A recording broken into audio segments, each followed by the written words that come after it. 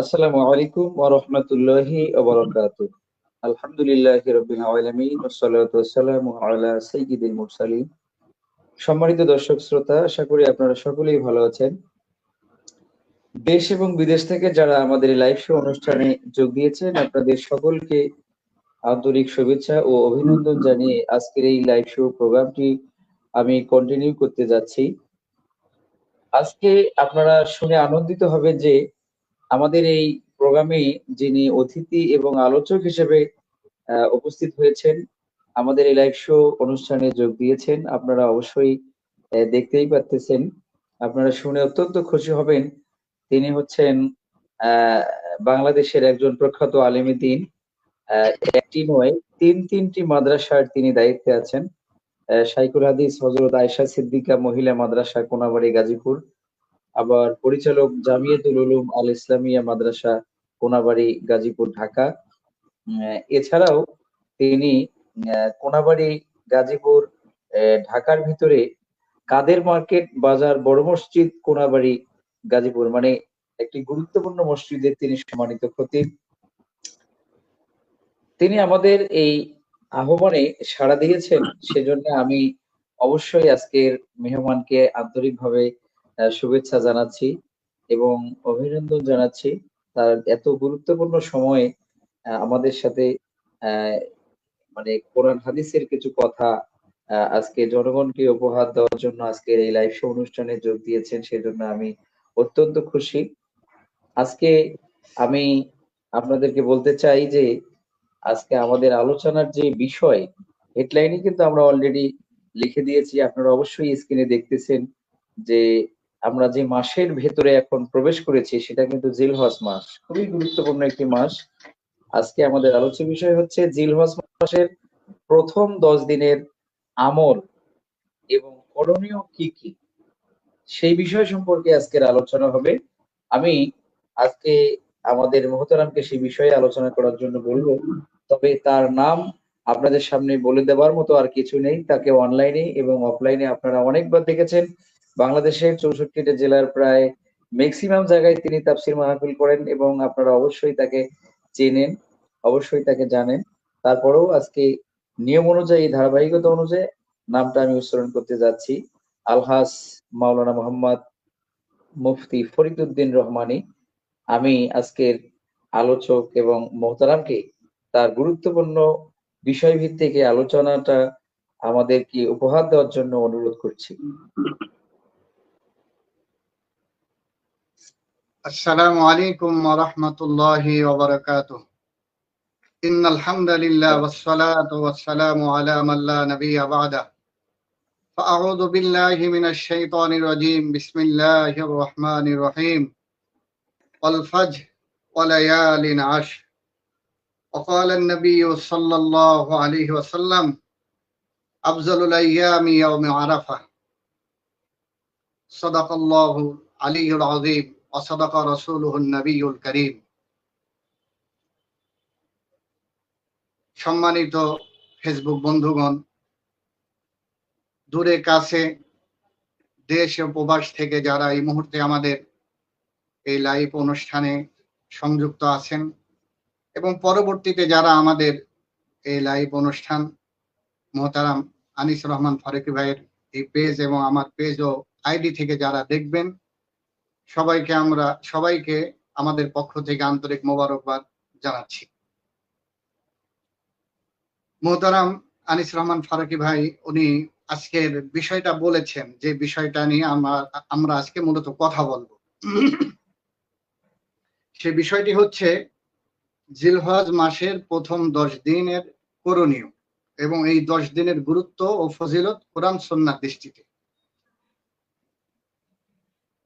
জিলহজ মাসের প্রথম যে 10 দিন, এই 10 দিনের গুরুত্ব বহন করার জন্য কালামে হাকিমের সূরাতুল ফাজরের ওই 2 নম্বর আয়াতটি যথেষ্ট, যেটা স্বয়ং আল্লাহ সুবহানাহু ওয়া তাআলা কসম করে বলেছেন, অল ফাজর ওয়া লায়ালিন আশর। আল্লাহ এখানে ফজরের কসম করেছেন এবং 10 রজনীর কসম করেছেন। 10 রজনী বলতে এখানে সমস্ত মুফাসসিরিন ইকরাম এবং মুহাদ্দিসিন ইকরাম ওনারা বলেছেন এটা জিলহজ মাসের প্রথম 10 রজনী, ওয়ালায়ালিন আশ। এই 10 রজনী জিলহজ মাসের প্রথম 10 রজনী। তাহলে আমরা কালামে হাকিম থেকে 10 রজনীর নামে আল্লাহ শপথ করে, আর আমরা জানি যে কোনো জিনিস আল্লাহ তাআলা শপথ করেন সেই জিনিসের গুরুত্ব বহন করে এবং গুরুত্ব বোঝানোর জন্য। আল্লাহ সুবহানাহু ওয়া তাআলা যখন স্বয়ং কসম করেছেন 10 রজনীর, তাহলে প্রমাণিত হয়, প্রতীয়মান হয় যে এই 10 রজনীর গুরুত্ব অনেক বেশি। কত বেশি এটা আমরা রাসূল করিম সাল্লাল্লাহু আলাইহি ওয়াসাল্লামের হাদিস থেকে এই আয়াতের তাফসীর, এই আয়াতের ব্যাখ্যা আমরা শুনলে বুঝে আসবে আমাদের। নবী করিম সাল্লাল্লাহু আলাইহি ওয়াসাল্লাম বলেছেন বুখারীর বর্ণনার ভিতরে, হযরতে আব্দুল্লাহ ইবনে আব্বাস রাদিয়াল্লাহু তাআলা আন, যিনি রাইসুল মুফাসসিরিন, হযরত আব্দুল্লাহ ইবনে আব্বাস থেকে বর্ণিত বুখারীর বর্ণনা এসেছে, নবীজি সাল্লাল্লাহু আলাইহি ওয়াসাল্লাম বলেন, মা মিন আইয়ামিন আল আমালুস সালিহ ফিহা আহাব্বু ইলাল্লাহি মিন হাযিহিল আইয়াম ইয়ানি ইয়াউমাল আশ। ক্বালু ইয়া রাসূলাল্লাহ ওয়ালাল জিহাদু ফি সাবিলিল্লাহ? ক্বাল ওয়ালাল জিহাদু ফি সাবিলিল্লাহ ইল্লা রাজুলুন খারাজা বিনাফসিহি ওয়া মালিহি সুম্মা লাম ইয়ারজি' মিন যালিকা বিশাই। বুখারীর বর্ণনা এটি। হযরতে আব্দুল্লাহ ইবনে আব্বাস রাদিয়াল্লাহু তাআলা আনহু বলেন, নবী করিম সাল্লাল্লাহু আলাইহি ওয়াসাল্লাম ইরশাদ করেছেন, মা মিন আইয়ামিন আল আমালুস সালিহু ফিহা, যে এমন কোন দিন নাই যে দিনগুলোতে নেক কাজ করা হয়, আর সেই দিনগুলোর নেক কাজ আল্লাহ তাআলার কাছে সবচাইতে পছন্দনীয়। যে দিনগুলোতে ভালো কাজ করলে, ভালো আমল করলে আল্লাহ তাআলার কাছে বেশি পছন্দনীয়, সেই দিনগুলো হলো এই আইয়ামুল আশ, অর্থাৎ জিলহজ মাসের প্রথম 10 দিন। তাহলে জিলহজ মাসের প্রথম 10 দিনের আমল আল্লাহ তাআলার কাছে সবচাইতে পছন্দনীয় আমল। বুখারীর বর্ণনায় হযরতে আব্দুল্লাহ ইবনে আব্বাস রাদিয়াল্লাহু তাআলা আনহুর বর্ণনা থেকে আমরা বুঝতে পারলাম। সাহাবা ইকরাম জিজ্ঞাসা করলেন, ইয়া রাসূলুল্লাহ, এই 10 দিনের আমল আল্লাহ তাআলার কাছে এত পছন্দনীয়, তো এই 10 দিনে যদি কোনো মুজাহিদ আল্লাহর রাস্তায় জিহাদ করে, যে জিহাদ হল আল্লাহ তাআলার কাছে সবচাইতে একটা দামি আমল, এই জিহাদের মতো গুরুত্বপূর্ণ আমল যদি কোনো সাহাবা ইকরাম করে বা দ্বীনের কালিমা উঁচা করার জন্য জিহাদে বের হয়ে যায়, তাহলে তার আমলটা কি এই জিলহজ মাসে যারা আমল করবে তাদের চাইতে খাটো বা ছোট হবে? নবীজি বললেন, ওয়ালাল জিহাদু ফি সাবিলিল্লাহ। ক্বাল ওয়ালাল জিহাদ? ক্বাল ওয়ালাল জিহাদু ফি সাবিলিল্লাহ। হ্যাঁ, জিহাদের চাইতেও এই 10 দিনে কেউ যদি ভালো কাজ করে, নেক কাজ করে, আল্লাহ তাআলার কাছে এটার গুরুত্ব তার চাইতেও বেশি। সুবহানাল্লাহ। এরপরে মজার বিষয় হলো, নবীজি বললেন, হ্যাঁ, জিহাদ তো যেহেতু একটা গুরুত্বপূর্ণ বিষয়, তো এই জন্য নবীজি বললেন যে ইল্লা রাজুলুন খারাজা বিনাফসিহি ওয়া মালিহি সুম্মা লাম ইয়ারজি মিন যালিকা বিশাইন। হ্যাঁ, কেউ তার জান, কেউ তার মাল নিয়ে আল্লাহর রাস্তায় বের হয়েছেন, কিন্তু তার মাল সব খরচ করে চলে আসতে হয়েছে জিহাদের ময়দান থেকে। তো এমন যদি সব মাল খরচ হয়ে যায় এবং সে যে একটা এনার্জি নিয়ে জিহাদের ময়দানে বের হয়েছিলেন, শরীরের এনার্জিও সে জিহাদের ময়দানে শেষ করে আসছে, জীর্ণ শীর্ণ অবস্থায় আসছে, বাসায় ফিরে আসছে, তাহলে ওই মুজাহিদের মর্যাদা আল্লাহ তাআলার কাছে বেশি। তো এই হাদিস থেকে, বুখারীর এই বর্ণনা থেকে বোঝা গেল যে জিলহজ মাসের প্রথম 10 দিনের গুরুত্ব এবং আমল আল্লাহ তাআলার কাছে কত বেশি, আর রাত্রের গুরুত্ব কত বেশি। এটা আমরা ইবনে মাজাহ, তিরমিজি এবং বাইহাকি, ইবনে মাজাহ, তিরমিজি, বাইহাকি শরীফের ভিতরে নবী করিম সাল্লাল্লাহু আলাইহি ওয়াসাল্লাম এই সুন্দর একটা আমলের কথা বলেছেন, মা মিন আইয়ামিন আহাব্বু ইলাল্লাহ আইয়ুতাআব্বাদা লাহু ফিহা মিন আশিদিল হজ্জা ইয়াদুলু সিয়ামু কুল্লি ইয়াউমিন মিনহা বিসিয়ামি সানা ওয়া কিয়ামু কুল্লি লাইলাতিন মিনহা বিকিয়ামি লাইলাতিল কদর। এই হাদিসটি তিরমিজিতে আছে, ইবনে মাজাহ শরীফে আছে, বাইহাকি শরীফের ভিতরে আছে। এখানে চমৎকার একটা কথা যেটা আমি জমায় আলোচনা করেছি এবং আমি অবাক হয়েছি, রাসূলুল্লাহ সাল্লাল্লাহু আলাইহি ওয়াসাল্লাম তার উম্মতের জন্য কত দয়াশীল ছিলেন, দয়ার সাগর ছিলেন। নবীজি বলেন যে রমজান মাসে একটা ইবাদতের মৌসুম, মানুষ ইবাদতে ঝাঁপিয়ে পড়ে। তো কুরবানির বা এই জিলহজ মাস আমরা সাধারণত কুরবানির ঈদ বলে থাকি। তো কুরবানি বা এই হজের মৌসুমটাও যেন মানুষ আমল থেকে উদাসীন না থাকে, গাফেল না থাকে, এজন্য নবীজি কত সুন্দর চমৎকার অফার দিলেন। নবীজি বললেন যে আমার উম্মতেরা শোনো, যে মা মিন আইয়ামিন আহাব্বু ইলাল্লাহ আইয়ুতাআব্বাদা লাহু ফিহা মিন আশহাদিল হজ্জা, যে আল্লাহ তাআলার কাছে এর চাইতে পছন্দনীয় দিন নাই যে দিনগুলোতে ইবাদত করা হয়। সেই দিনগুলো হলো জিলহজ মাসের প্রথম 10 দিন। তো এই 10 দিন আল্লাহ তাআলার বান্দারা যদি ইবাদত করে, এই ইবাদতটা আল্লাহ তাআলার কাছে সবচেয়ে পছন্দনীয় একটা ইবাদত। কেমন পছন্দনীয়, যে আল্লাহ তাআলার হাবিব বলেন ইয়াদিলু সিয়ামু কুল্লি ইয়াউমিন মিনহা বিসিয়ামি সানা। সুবহানাল্লাহ। নবীজি বললেন, কেউ যদি এই জিলহজ মাসের 10 দিনের প্রথম 9 দিনের কোন একদিনের রোজা রাখে, তো তার একদিনের রোজা সমপরিমাণ সব হলো 1 বছর সমপরিমাণ রোজা রাখার সমপরিমাণ সব আল্লাহ তার আমলনামায় দান করবেন। সুবহানাল্লাহ। মোহতারাম আনিস রহমান ভাই, তাহলে একটু আমাদের যারা দর্শক, যারা শ্রোতা, হয়তো অনেকেই বিজ্ঞ যারা আছেন, শিক্ষিত সমাজ, তারা দেখতেছেন অনেক সাধারণ মানুষ যারা আমাদেরকে ভালোবাসেন, আমাদের ওয়াজ শোনেন, আমাদের মাঠে ময়দানের কথা শোনেন, অনেক সাধারণ মানুষ যারা শোনেন, বিশেষ করে আমাদের মা বোনেরা, অনেক মা বোনরা কিন্তু আমাদেরকে ফোন দেন। যেহেতু আল্লাহ তাআলা আপনাদের দোয়ায়, আপনার আল্লাহ তাআলার মেহেরবানিতে আমাদের কথা বলার সুযোগ হয়। আপনি বলেছেন যেটা ইউটিউবে আমাদের অনেক বয়ান আছে, যেগুলোর ভিউ আছে লক্ষ লক্ষ ভিউ। অনেক মা বোনরা আমাদেরকে ফোন দেন যে হুজুর আমাদের কিছু আমলের কথা বলেন। জি মোহতারাম, আমাদের আমলের আপনাকে একটা কথা বলি, সেটা হলো যে আমাদের এই আলোচনাটা বিশেষ করে আমার ফলোয়ারের ভিতরে, আমার দর্শকদের ভিতরে ইঞ্জিনিয়ার আছে, এমবিবিএস ডক্টর আছে, আবার প্রশাসনের ভাই আছে, সাংবাদিক আছে, এনটিভির সাংবাদিক আছে, মানে আলেম ওলামা তো আছেই, শিক্ষিত সমাজের অনেক মানুষই আছে, আবার অশিক্ষিত হয়তো কিছু মানুষ আছে, সব ধরনের মানুষই আছে। তবে আমি মনে করি আমার যারা ফলোয়ার তারা সবাই মোটামুটি সচেতন এবং আমল করতে চায় এবং শুনতে চায়, জানতে চায়। আমাকে তারা বারবার রিকোয়েস্ট করছে, অনেকেই ফোন দিয়েছে যে আপনি বাংলাদেশের বরেণ্য প্রখ্যাত আলেমী দ্বীনকে আপনার লাইভ শোতে নিয়ে আসবেন, আমাদের জন্য আপনি ভালো ভালো আলোচনার ব্যবস্থা করবেন, আমরা যেন আমল করতে পারি। আমি কিন্তু সে কারণেই আপনাকে ইনভাইট করছি। যে এখন বলেন। আসলে আমি তো ওইরকম বিজ্ঞ না, তবে চেষ্টা করব কিছু যাতে খোরাক, আমি নিজে, আমি কথা যখন বলি আমি সাধারণ নিজেকে নিজেকে সম্বোধন করে কথাটা বলি যে নিজের ভিতরে তো নিজের অহংকারটা রাখা যাবে না। জি, আপনি বিজ্ঞ কিনা সেটা আমরা দেখবো, আর আপনি অহংকার মুক্তই থাকবেন ইনশাল্লাহ। আর আপনি বিজ্ঞ কিনা সেটা জনগণ বুঝবে, আমরা বুঝবো ইনশাল্লাহ। আপনি কন্টিনিউ করেন। জি আলহামদুলিল্লাহ। মোহতারাম, নবী করিম সাল্লাল্লাহু আলাইহি সাল্লাম বলেছেন যে প্রথমে নিজেকে সম্বোধন করে বলছেন উসিকুম নাফসি বিতাকওয়াল্লাহ, উসিকুম বিনাফসি তাকওয়াল্লাহ। আগে নিজেকে সম্বোধন করে কিন্তু তাকওয়ার নসিহতটা নবীজি বলেছেন। তো মোহতারাম, যে কথাটা বলতেছিলাম, নবী করিম সাল্লাল্লাহু আলাইহি সাল্লাম বললেন কেউ যদি এই 10 দিনে একটি রোজা রাখে, তাহলে 1 বছর নফল রোজা রাখলে যে সব হয়, ওই সমপরিমাণ সব একদিনের রোজায় আল্লাহ তাআলা তার আমলনামায় দান করে। তাহলে বোঝা যায় যে 1 বছর 365 দিন সমপরিমাণ এই 12টা ঘন্টার মূল্য আল্লাহ তাআলার কাছে। তো আমরা এই হাদিস থেকে বুঝতে পারি যে এই দিনের গুরুত্ব কত বেশি।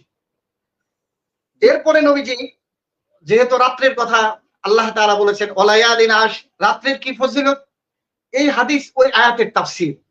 নবী করিম বলেন ওয়াকিয়ামু কুল্লি লাইলাতিন মিনহা বিকিয়ামি লাইলাতিল কদর, প্রত্যেকটা রজনী, জিলহজ মাসের প্রথম 10 দিনের প্রত্যেকটা রজনীতে কেউ যদি কিছু তাহাজ্জুদের নামাজ পড়ে, 2-4 রাকাত নফল পড়ে, কিছু জিকির, কিছু কোরআনে কারীমের তেলাওয়াত, মোট কথা কিছু নেক কাজ যদি এই রাত্রিতে করে, তো তার এই ভালো কাজের মূল্য কি পরিমাণ হবে, আল্লাহ তাআলা লাইলাতুল কদর লাইলাতুল কদরে ইবাদত করলে যে পরিমাণ সওয়াব হয়, এই রজনীগুলোতে ইবাদত করলে আল্লাহ তার আমলনামায় লাইলাতুল কদরের সমপরিমাণ তথা 1000 মাসের সমপরিমাণ সওয়াব তার আমলনামায় দান করবে।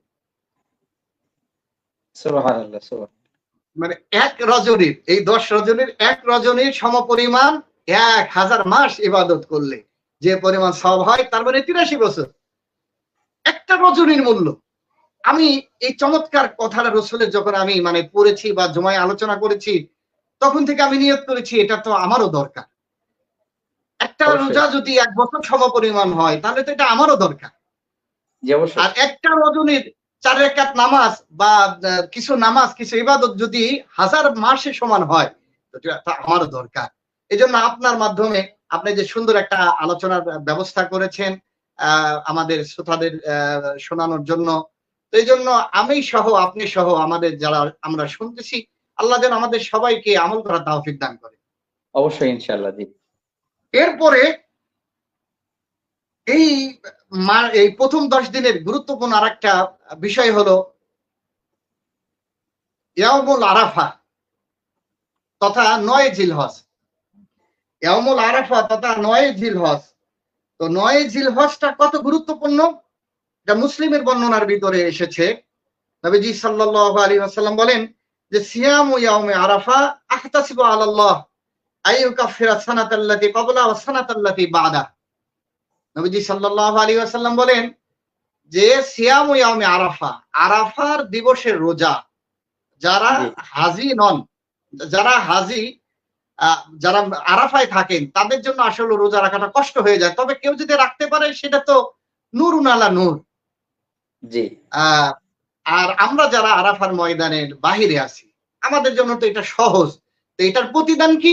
নবীজি বলেন, মুসলিম শরীফের বর্ণনা, নবীজি বলেন আমি আশা রাখি এই একটা রোজা পূর্বের 1 বছর, পরবর্তী 1 বছরের সব সগীরা গুনাহ আল্লাহ এই রোজার খাতিরে মাফ করে দেবেন। সুবহানাল্লাহ।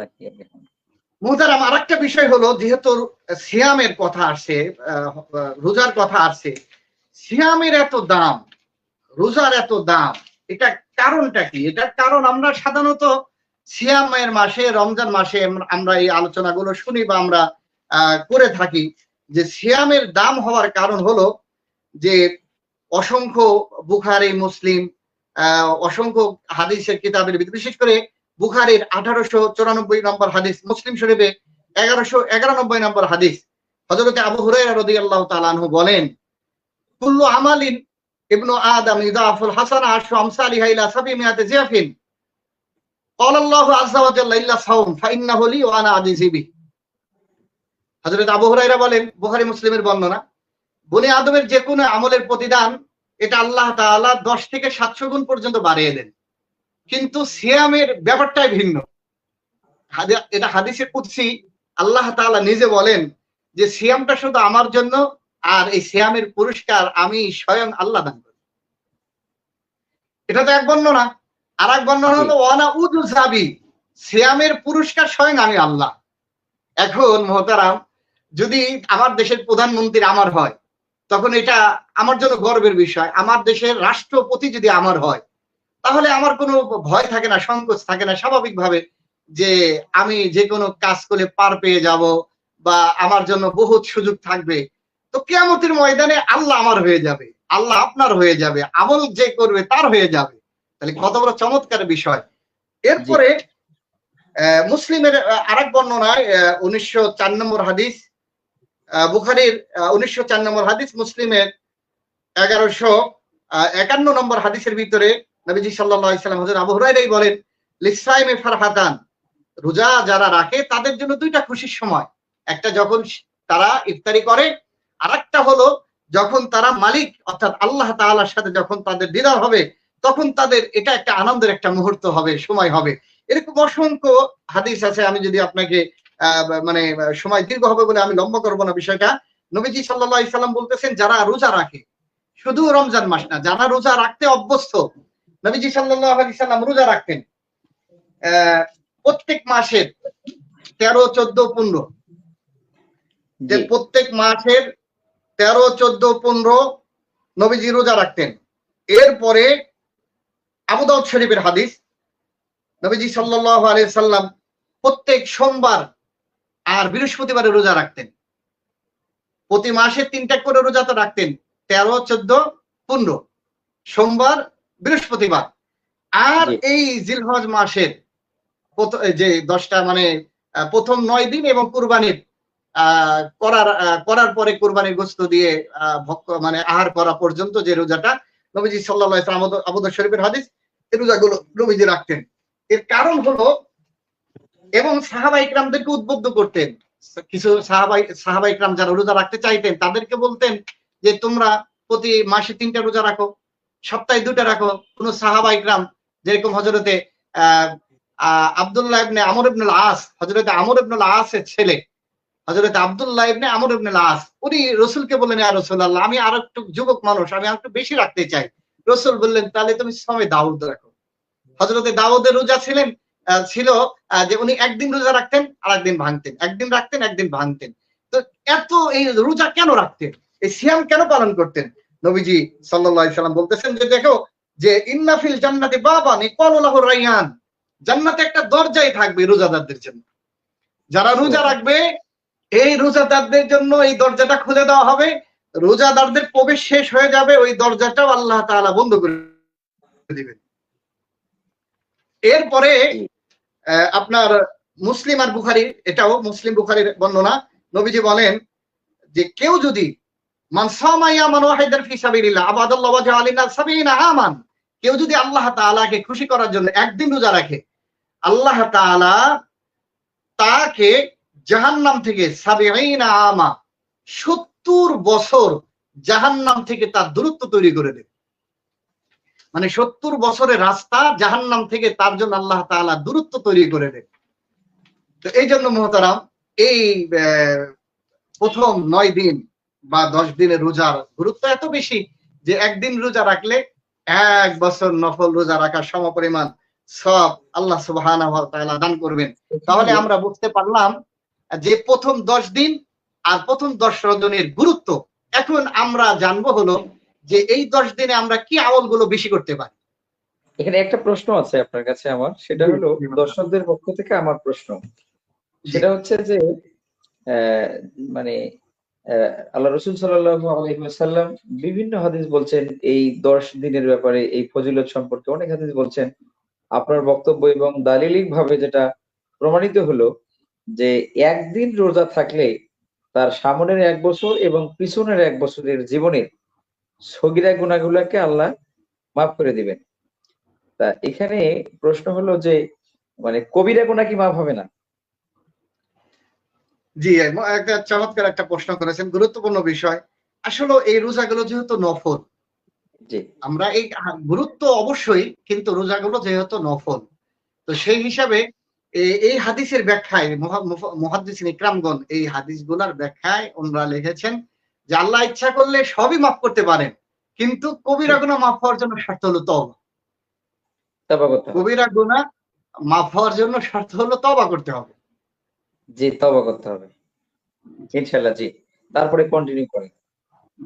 যে মুহতারাম, এই 10 দিনে আপনি যে বিষয়টা বলেছেন যে এই 10 দিনে আমাদের করণীয় কি, আমি আরেকটা হাদিস ইবনে হিব্বান থেকে হযরত জাবের রাদিয়াল্লাহু তাআলা আনহু বলেন যে আফজালুল আইয়াম ইয়াউম আরাফা, আরাফার দিন সবচেয়ে গুরুত্বপূর্ণ একটা দিন। যেহেতু এই 10 দিনের আরাফা তথা 9 জিলহজ একটা দিন, সেই হিসাবে আরাফার দিনের গুরুত্বের কথাও আছে, আমরা সামনে আলোচনায় আসবে। তো এই 10 দিনের গুরুত্বপূর্ণ একটা আমল হলো 1 নাম্বার কাসরাতুয যিকর, অধিক পরিমাণে জিকির করা। হাদিসে পাক এবং কালামে হাকিমের ভিতরে আল্লাহ সুবহানাহু ওয়া তাআলা সূরাতুল হজের ভিতরে বলেন ওয়াযকুরুসমাল্লাহ ফি আইয়ামিন মা'লুমাত, যে তোমরা নির্দিষ্ট দিনগুলোতে অধিক পরিমাণে আল্লাহর জিকির করো।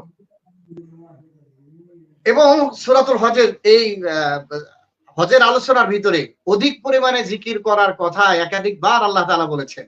এবং কোরআনের অন্যত্র আছে ইয়া আইয়ুহাল্লাযীনা আমানু যিকুরুল্লাহা যিকরান কাসীরা ওয়াসাব্বিহুহু বুকরাতাও ওয়া আসীলা, সকাল সন্ধ্যায় জিকিরের কথা আছে। তো জিকির বলতে যে শুধু লা ইলাহা ইল্লাল্লাহ বা আল্লাহ সুবহানাল্লাহ, এগুলো তো অবশ্যই জিকির। কালামে হাকিমের তেলাওয়াতও জিকির, আল্লাহর প্রশংসাও জিকির। মানে জিকিরের ব্যাপক, যে কোনো আল্লাহ স্মরণ করা এটাই একটা জিকির। জিকিরের তো ব্যাপক অর্থ আছে, আমরা সেটা ব্যাপক অবশ্যই। অর্থবোধক একটা শব্দ। তো আমি জিকিরের ফাজাইল মানে জিকিরের লাভটা কি, জিকির যদি কেউ করে, আমরা যদি আল্লাহর জিকির করি, তাহলে সেই জিকিরের কালিমা কি হইতে পারে? এই যে ইয়ামুল আরাফা, এই জি জি ইয়ামুল আরাফাতে যে আল্লাহ রসুল অধিক পরিমাণে জিকির করতে বলছেন, জি এই জি জিকির বলতে আল্লাহ রসুল সাল্লাল্লাহু আলাইহি ওয়াসাল্লাম মানে কি, মানে কোন আমলটাকে জিকির হিসাবে বলছেন, জি এটা জি যদি একটু বলেন। ওটা আসতেছে। ওই জিকিরটা হলো বিশেষ করে বেশি বলতে বলেছেন, লা ইলাহা ইল্লাল্লাহু ওয়াহদাহু লা শারীকা লাহ, লাহুল মুলকু ওয়া লাহুল হামদ, ইহয়ি ওয়া ইউমীতু ওয়া হুয়া আলা কুল্লি শাইইন কাদির। হাজী সাহেবরা জি, মিনার ময়দানে এই জিকিরটাই বেশি করে থাকেন। এবং আহ মোহতারাম যারা হজে গিয়েছেন বা উমরায় গিয়েছেন, বাইতুল্লাহ এবং বিশেষ করে জমজম টাওয়ার যেটাকে আমরা বলি, মক্কা টাওয়ার, এই সিঁড়ির উঠতে এই দোয়া, এই জিকিরটা লেখা বা এই দোয়াটা, এই কালিমাটা লেখা, লা ইলাহা আচ্ছা, ইল্লাল্লাহু ওয়াহদাহু লা শারীকা লাহ, লাহুল মুলকু ওয়া লাহুল হামদ, ইহয়ি ওয়া ইউমীতু ওয়া হুয়া আলা কুল্লি শাইইন কাদির। এই কালিমাটা বিভিন্ন জায়গায় লেখা, এবং আরাফার ময়দানে এই কালিমাটাই বেশি উচ্চারণ করা হয়, পড়া হয়। তো আমি জি, জি, আপনাকে এই কালিমাটার ফজিলতের কথা শোনাবো ইনশাআল্লাহ আপনার মাধ্যমে আমাদের শ্রোতাদেরকে।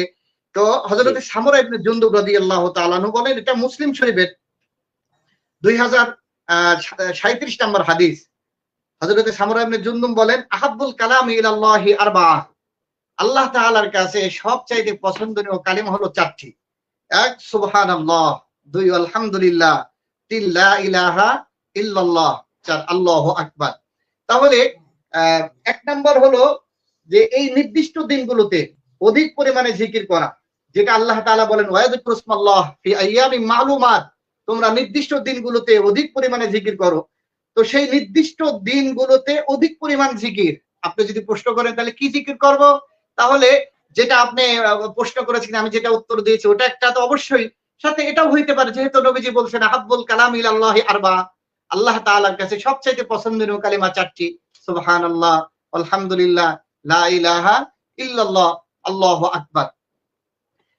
এরপরে সুনানে তিরমিজির ভিতরে হযরতে আমর ইবনুল আস রাদিয়াল্লাহু তাআলা আনহু বলেন, ক্বালা রাসূলুল্লাহ সাল্লাল্লাহু আলাইহি ওয়াসাল্লাম, মা আলাল আরদি আহাদুন ইয়াকুল লা ইলাহা ইল্লাল্লাহ, আল্লাহু আকবার, ওয়া লা হাওলা ওয়া লা কুওয়াতা ইল্লা বিল্লাহ, ইল্লা কাফফারাত আনহু যুনুবা ওয়ালাউ কানাত মিসলা যাবাদিল বাহরি। কেউ যদি এই কালিমা পড়ে, লা ইলাহা ইল্লাল্লাহ, আল্লাহু আকবার, ওয়া লা হাওলা ওয়া লা কুওয়াতা ইল্লা বিল্লাহ, নবী করিম সাল্লাল্লাহু আলাইহি সাল্লাম বলতেছেন যে তার গুনাহ যদি সমুদ্রের ফেনা পরিমাণ হয়, তাহলে এই কালিমাটা তার ওই গুনাহ মাফ হওয়ার জন্য যথেষ্ট হয়ে যাবে। এটাও একটা জিকির, এটাও জি, একটা চমৎকার একটা জিকির। যে এখানে এক- সামান্য একটা প্রশ্ন আছে, সেটা হলো যে তার গোনা যদি সাগরের ফেনা পরিমাণও হয়, জি সেটাও আল্লাহ মাফ করে দিবেন। এখন জি এখানে তো গোনা হলো দুই ধরনের, একটা জি হলো জি আল্লাহর সাথে আর একটা হলো বান্দার সাথে। জি। এখন আল্লাহর হক আর বান্দার হকের যে একটা ব্যাপার আছে। হুকুকুল ইবাদ, যে মহতরাম আমি হ্যাঁ, জি, বুঝেছি বিষয়টা, হুকুকুল্লাহ এটা যে কোনো গুনাহ আল্লাহ মাফ করতে পারেন। নামাজ জি, হোক, রোজা হোক, যে কোনো গুনাহ আল্লাহ মাফ করতে পারেন, যেহেতু এটা তার হক। আপনার হক, আপনি ইচ্ছা করলে আপনার অপরাধী আপনার কাছে যে অপরাধ করছে, আপনি তার সব মাফ করতে পারেন, কিন্তু আরেকজনের তো আপনি মাফ করতে পারেন না। তো এই জন্য জি, জি, হুকুকুল ইবাদ যেটা, এটা জি, জি, আমার একটা বয়ানের আলোচনা আছে, ইউটিউবে আছে। 10টা গুনাহ আল্লাহ মাফ করেন না, জি, 10টা গুনাহ আল্লাহ তাআলা মাফ করেন না। তার ভিতরে একটা হলো হুকুকুল ইবাদ। হুকুকুল ইবাদের বিষয়টা হলো, যতক্ষণ পর্যন্ত যার কাছে আমি অপরাধ করেছি বা কারো হক নষ্ট করেছি বা কেউ আমার দ্বারা নির্যাতিত হয়েছে, মাজলুমের শিকার হয়েছে, যতক্ষণ পর্যন্ত তার কাছ থেকে আমি মাপ না নেব, সে আমাকে মাপ না করবে, ততক্ষণ পর্যন্ত এটা আল্লাহ মাফ করবে। এটা জি, হলো আপনি আপনার জি, এটা হলো আপনার অনেক চমৎকার ব্যাখ্যা আপনি দিচ্ছেন, এবং আপনি দলিল ভিত্তিক কথা বলতেছেন। আমি আপনার কাছে আসলে যা আশা করেছি তার চাইতে অনেক সুন্দর কথা বলতেছেন আপনি। ইনশাল্লাহ তারপরে আলোচনা শুরু করেন। জি মহতারাম, যেহেতু আমরা জিকিরের কথাটা বলতেছিলাম, এই 10 দিন নিয়ে জি, একটা আমল হলো জিকির আলোচনা। হযরত কায়েস ইবনে সাদ ইবনে উবাদা রাদিয়াল্লাহু তাআলা আনহু বলেন, নবীজি সাল্লাল্লাহু আলাইহি সাল্লাম সাহাবীদেরকে বলতেছেন, আলা আদুল্লুকুম আলা বাবি মিন আবওয়াবিল জান্নাহ, আমি কি তোমাদের এমন একটা আমলের কথা বলবো যে আমলটা হলো জান্নাতের গেট বা দরজা? সাহাবা ইকরাম বললেন, কুলতু বালা ইয়া রাসূলুল্লাহ, জি ইয়া রাসূলুল্লাহ, আপনি বলেন যে আমলটা হলো জান্নাতের গেট বা দরজা। তখন নবীজি বললেন, তোমরা বেশি বেশি বলবে লা হাওলা ওয়ালা কুওয়াতা ইল্লা বিল্লাহ। এটা মুসনাদে আহমদ 15,480 নম্বর হাদিস। যেহেতু মুসনাদের বিশাল অনেক হাদিস, জি জি মুসনাদে আহমদ 15,480 নম্বর হাদিস। রাসূলুল্লাহ সাল্লাল্লাহু আলাইহি সাল্লাম বললেন, তোমরা বেশি বেশি পড়বে লা হাওলা ওয়ালা কুওয়াতা ইল্লা বিল্লাহ। এই কালিমাটা হলো জান্নাতের গেট। যে এই কালিমা বেশি বেশি পড়বে তার জন্য এই কালিমা জান্নাতের গেট হয়ে জান্নাতের ভিতরে পৌঁছার ব্যবস্থা আল্লাহ করে দিবেন। আচ্ছা, মোহতারাম, আরেকটা কালিমা যেটা আপনি আমাকে প্রশ্ন করেছিলেন যে আয়ামে আরাফা কোন কালিমাটা বেশি পড়া।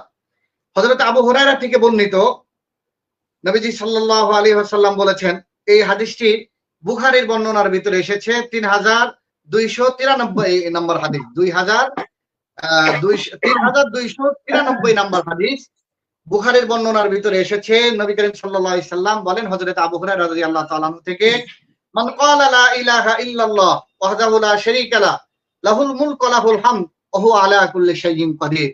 লা ইলাহা ইল্লাল্লাহ ওয়াহদাহু লা শারীকা লাহু লাহুল মুলকু ওয়া লাহুল হামদ ওয়া হুয়া আলা কুল্লি শাইইন কাদির।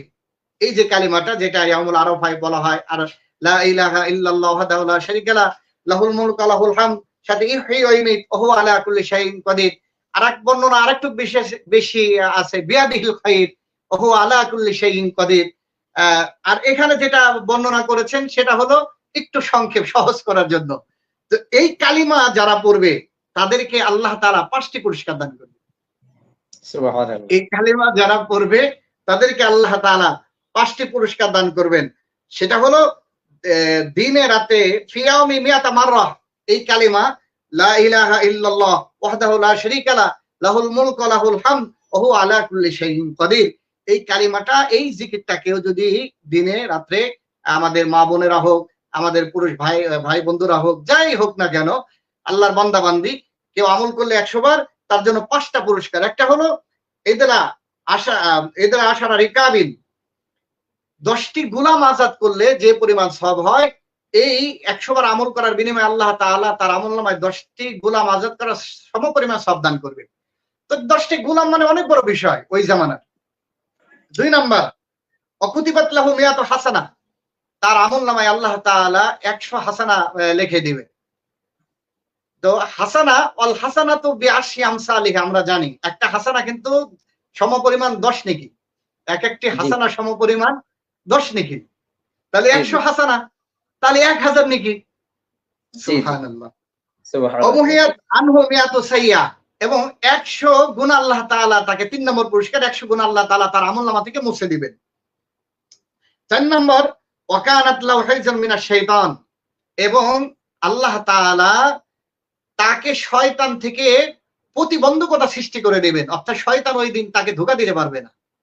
5 নম্বর হলো, ওই দিন ওয়ালাম ইয়াতি আহাদুন বিআফজালি মিম্মা জাআ বিহি, ওই দিন তার চাইতে অধিক নেক কাজকারী, ভালো কাজকারী আল্লাহ তাআলার কাছে কেউ গণ্য হবে না। তবে হ্যাঁ, অন্য কেউ যদি তার চাইতে আরো বেশি এটা পড়ে, তাহলে সে আল্লাহ তাআলার কাছে আবার বেশি নৈকট্যশীল হিসাবে গণ্য হবে। এই হাদিসটি বুখারীর বর্ণনায় 3293 নম্বর হাদিস উল্লেখ করা হয়েছে। তাই মুহতারাম, জিকিরের বিষয় আমরা বুঝলাম যে যেহেতু এই দিনগুলোতে একটা আমল হলো অধিক পরিমাণে জিকির করা, আরেকটা আমল হলো অল ইস্তিগফার, এই দিনগুলোতে অধিক পরিমাণে ইস্তিগফারের আমল করা। ইস্তিগফারের আমল যেটা আল্লাহ তাআলার কাছে অত্যন্ত একটা গুরুত্বপূর্ণ একটা আমল ইস্তিগফার। তো ইস্তিগফার এত দামি একটা আমল, আবু দাউদ শরীফের হাদিস, ইবনে মাজাহ শরীফের হাদিস, আবু দাউদে 1518 নম্বর হাদিস, ইবনে মাজাহ 3819 নম্বর হাদিস। হযরতে আব্দুল্লাহ ইবনে আব্বাস রাদিয়াল্লাহু তাআলা আনহু বলেন, ক্বালা রাসূলুল্লাহ সাল্লাল্লাহু আলাইহি ওয়াসাল্লাম, মান লাযিমাল ইস্তিগফার জাআলাল্লাহু লাহু মিন কুল্লি যিকিন মাখরাজা ওয়া মিন কুল্লি হাম্মিন ফারাজা ওয়া রাযাকাহু মিন হাইসু লা ইয়াহতাসিব। সুবহানাল্লাহ। যারা উলামায়ে কেরাম শুনতেছেন তারা তো অবশ্যই বুঝতে পারতেছেন যে এই হাদিসে ইস্তেগফারের 3টা পুরস্কার।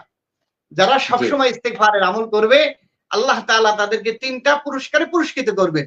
তো একটা পুরস্কার হলো যত ধরনের সংকীর্ণতার ভিতরে আছে, বিপদ আপদের ভিতরে আছে, এরকম যাবতীয় সংকীর্ণতা থেকে আল্লাহ তাআলা তাকে মুক্তির ফায়সালা করে দিবেন।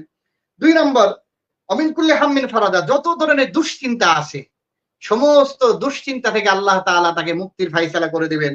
আরেকটা হলো আমরা যে জিনিসটা নিয়ে টেনশনে থাকি রিজিকের জন্য, 24 ঘন্টা আমরা পেরেশানিতে থাকি, আল্লাহ সুবহানাহু ওয়া তাআলার হাবিব বলেন ওয়ারাযাকাহুমুল্লাহু মিন হাইসু লা ইয়াহতাসিব, কেউ যদি ইস্তেগফারের আমল করে এই পরিমাণ রিজিক সে লাভ করবে যে কল্পনাও করতে পারেনি। তো এটাই 10 দিনের একটা আমল। 2 নম্বর একটা আমল হলো ইস্তেগফারের আমল, আত-তাওবাতু ওয়াল ইস্তিগফার, যে তাওবার ইস্তেগফারের আমল।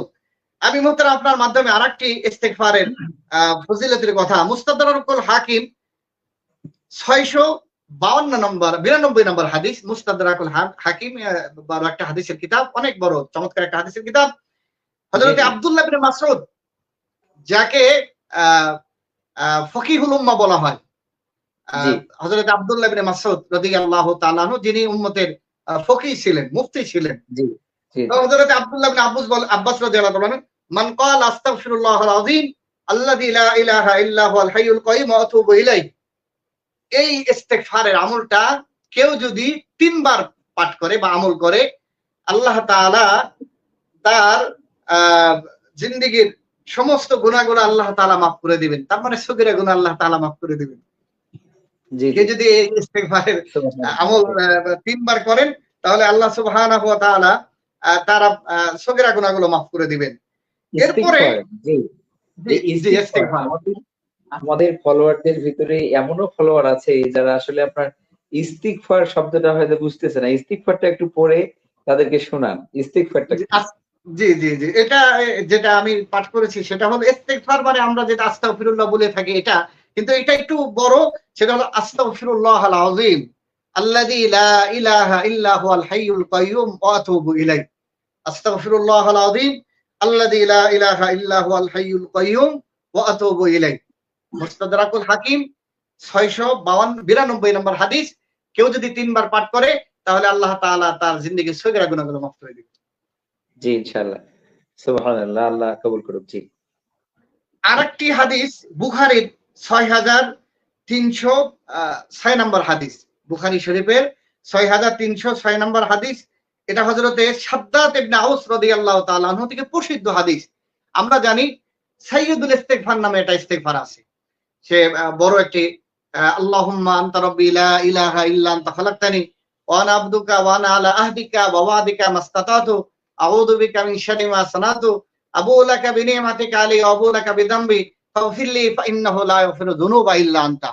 এই যে সাইয়্যিদুল ইস্তিগফার এটাকে বলা হয়, এই ইস্তিগফার কেউ যদি আমল করে, মান ক্বালাহা মিনান নাহারি মুকিনান বিহা, কেউ যদি দিনে পূর্ণ আস্থার সাথে পাঠ করে, ফামাতা মিন ইয়াউমিহি ক্বাবলা আই ইউমসিয়া ফাহুয়া মিন আহলিল জান্নাহ, সন্ধ্যার আগে যদি ইন্তেকাল করে নবীজি বলেন তাহলে সে জান্নাতে চলে যাবে। শর্ত হলো পূর্ণ ইয়াকিন আর ঈমানের সাথে পড়া। এরপরে ওমান ক্বালাহা মিনাল লাইল ওয়া হুয়া মুকিনুন বিহা ফামাতা ক্বাবলা ইসবিহা ফাহুয়া মিন আহলিল জান্নাহ, বুখারীর বর্ণনা। কেউ যদি সন্ধ্যার পরে পড়ে আর সুবহে সাদিক হওয়ার পূর্বেই যদি উনি মারা যান তাহলে নবীজি বলেন ফাহুয়া মিন আহলিল জান্নাহ, তাহলে সে জান্নাতি। কত বড় কথা। জি, 1 সেকেন্ড, আপনার ক্যামেরা সম্ভবত একটু ক্যামেরাটা একটু মানে পরিষ্কার হচ্ছে না, ক্যামেরাটার কোনো সমস্যা হচ্ছে কিনা একটু চেক করবেন।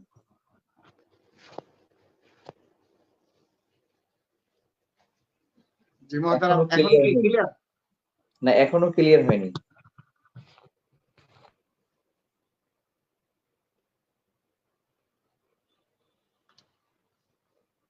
জি মুহতারাম, এখন কি ক্লিয়ার হয়েছে? আপনি কি আপনাকে ক্লিয়ার দেখতে পাচ্ছেন? জি, আমি আমাকে ক্লিয়ার দেখতে পাচ্ছি। আমার এখানে আপনাকে ক্লিয়ার দেখা, আমার এখানে আমি ক্লিয়ার দেখতে পাচ্ছি। তাই না? আচ্ছা ঠিক আছে, কন্টিনিউ করেন। ঠিক আছে ঠিক আছে ঠিক আছে। মুহতারাম, তাহলে আমরা ইস্তিগফার, এই 10 দিনের অন্যতম একটি আমল হলো ইস্তিগফার আর তওবা।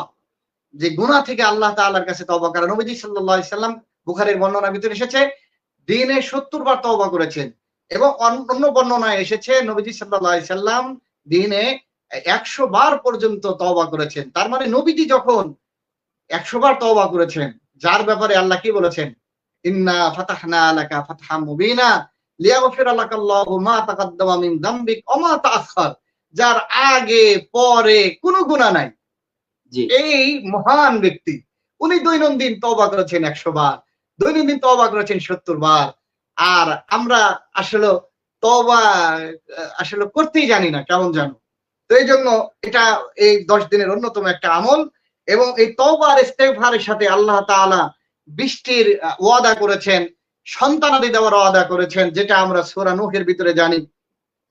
ফাকুল তুস্তাগফিরু রাব্বাকুম ইন্নাহু কানা গাফফারা ইরসিলিস সামা আলাইকুম মিদরারা ওয়া ইমদিদুকুম বিআমওয়াল ওয়া বানিন ওয়া ইয়াজআল লাকুম জান্নাতি ওয়া ইয়াজআল লাকুম আনহারা।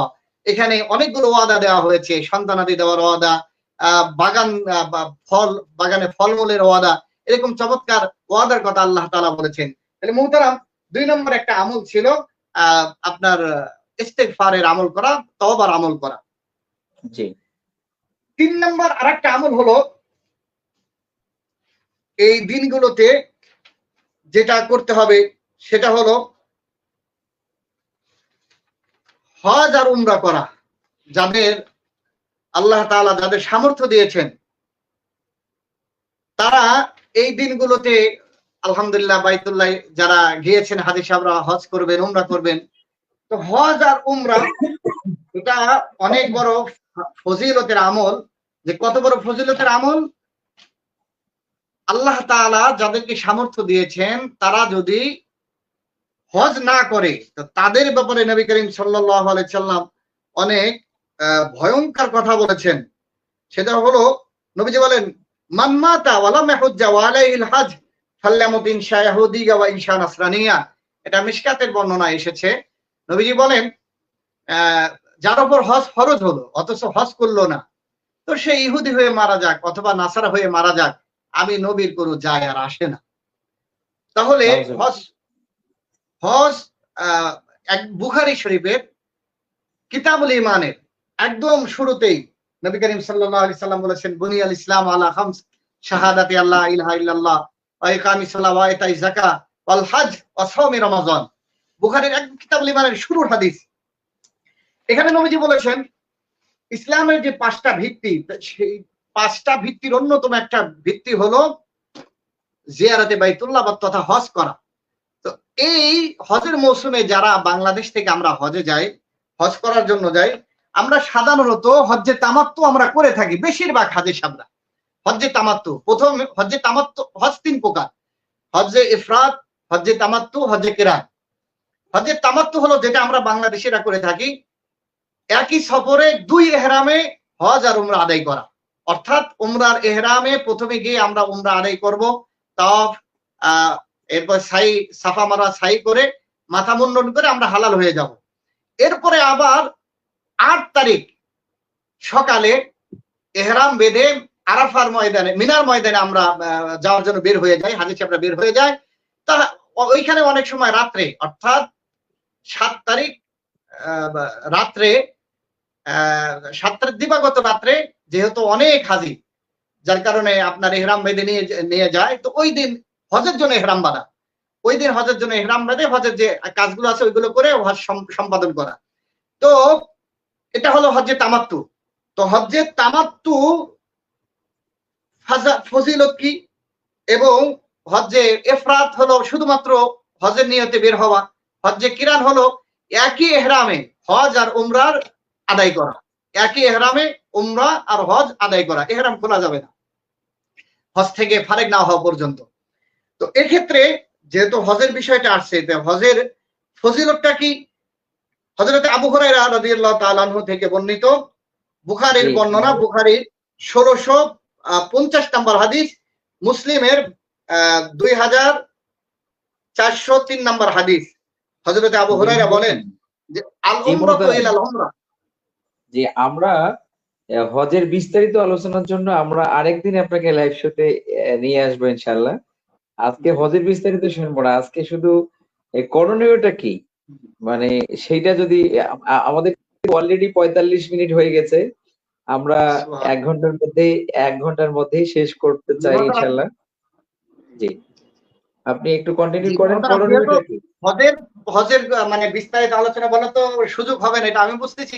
দুই একটা ফজিলতের কথা আমরা না বললেই না, যে আমাদের অনেক শ্রোতা, অনেক ভাই, অনেক বন্ধুরা আছেন, অনেক বোনেরা আছেন, যে যারা যদি এই দুই একটা ফজিলতের কথা শুনেও যদি উদ্বুদ্ধ হয়। আমাদের দেশে অনেকের হজ ফরজ, কিন্তু মনে হয় যাই যাচ্ছি করে কিন্তু যাওয়া হচ্ছে না। নবীজি বলছেন যখন হজ ফরজ হয় সাথে সাথে হজ করা, দেরি না করা। হয়তো তুমি অসুস্থ হয়ে যাবে, হয়তো তোমার মাল নষ্ট হয়ে যাবে, কিন্তু তোমার উপর হজ ফরজই থেকে যাবে, হজ ফরজ কিন্তু ক্যান্সেল হবে না। তো এই জন্য নবীজি বলেন আলমরাতুল আলমরা কাফারাতুল লিমা বাইনাহা, যে এক উমরা থেকে আরেক উমরা, কেউ যদি এক উমরা করে আবার দ্বিতীয় একটা উমরা করে, এর মাঝখানে যত গুনাহ হয় সগীরা গুনাহগুলো আল্লাহ তাআলা মাফ করে দেন। আর হজের প্রতিদানটা কি? হজের প্রতিদানের ব্যাপারে নবীজি বলেন ওয়াল হাজ্জুল মাবরুর লাইসা লাহু জাযাউন ইল্লাল জান্নাহ, বুখারীর বর্ণনা, মুসলিমের বর্ণনা, যে হজ যে মাবরুর, কেউ যদি হজ করে সেটা যদি আল্লাহ কবুল করে নেন, মাবরুর হয়ে থাকে, তাহলে লাইসা লাহু জাযা ইল্লাল জান্নাহ, জান্নাত ছাড়া তার কোনো প্রতিদানই নেই। কেউ যদি হজ করে হজে মাবরুর হয়। এখন মোহতারাম, একটু না বললে না, হজে মাবরুর কারে বলা হয় অনেকে প্রশ্ন করতে পারেন আপনার মাধ্যমে।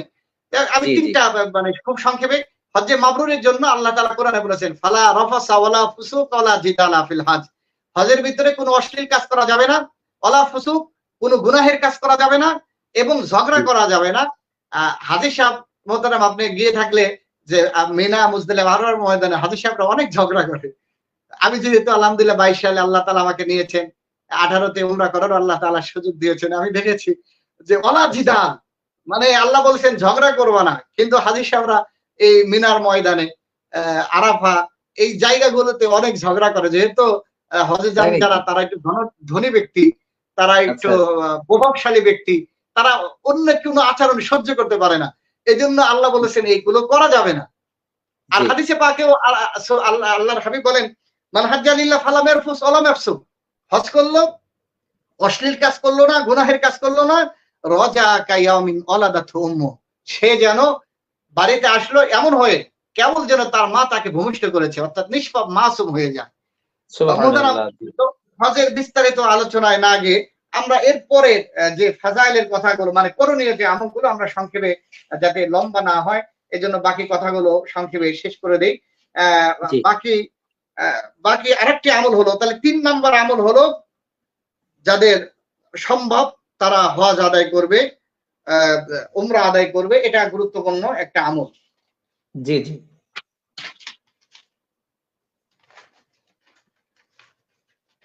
4 নম্বর আরেকটা আমল হলো এই ইসের আপনার এই প্রথম 10 দিনে আত-তাকাররুবু ইলাল্লাহি বিস-সালাত ওয়াদ-দুআ ওয়াল আমরু বিল মারুফ ওয়ান নাহয়ি আনিল মুনকার। 5 নম্বর আরেকটা আমল হলো আত-তাকাররুবু ইলাল্লাহি বিস-সালাহ, নামাজের মাধ্যমে আল্লাহ তাআলা নৈকট্য অর্জন করা, নামাজের মাধ্যমে আল্লাহ তাআলা নৈকট্য লাভ করা। আমরা জানি হাদিসে পাকের ভিতরে আছে বান্দা ততক্ষণ আল্লাহর নৈকট্যশীল থাকে, নিকটবর্তী থাকে, যতক্ষণ বান্দা সেজদায় থাকে। অর্থাৎ মানে আল্লাহ তাআলা সব চাইতে কাছে এবং নিকটবর্তী হওয়ার আমলটাই হলো নামাজ। আমরা জানি ছোট্ট একজন সাহাবী রাসূলের খেদমত করেছেন, ভোর বেলায় ওযুর পানি আগে দিয়েছেন, বুখারীর বর্ণনার ভিতরে এসেছে। তো ওই ছোট্ট সাহাবীর এই আমলটা রাসূল খুশি হয়েছেন, বুখারীর বর্ণনা। নবীজি বলছেন তুমি আমার কাছে তুমি যা চাবে আমি তোমাকে তাই দেব। তখন ওই ছোট্ট সাহাবী বলেছেন ইয়া রাসূলুল্লাহ, আমি চাই আপনার সাথে জান্নাতে থাকতে। তো নবীজি বলছেন তুমি এত বড় আবদার করলা, তুমি তো অনেক বড় চালাক, এটা তো অনেক কঠিন বিষয়, অন্য কিছু চাও। বলতেছে না, আপনি বলছেন যা চাবো আপনি তাই দিবেন, অতএব আপনার সাথে আমি জান্নাতে থাকতে চাই। তখন নবীজি বলছেন তাহলে তুমি অধিক পরিমাণে সেজদা দিয়ে আমাকে সাহায্য করো। অর্থাৎ তুমি যদি আল্লাহকে অধিক পরিমাণে সেজদা দিও, তাহলে আমার সাথে তোমাকে তোমার জান্নাতে থাকার আল্লাহ তাআলা সুযোগ করে দিবেন। জি, তাহলে 5 নম্বর একটা আমল হলো যে এই 10 দিনে নামাজ আদায় করা।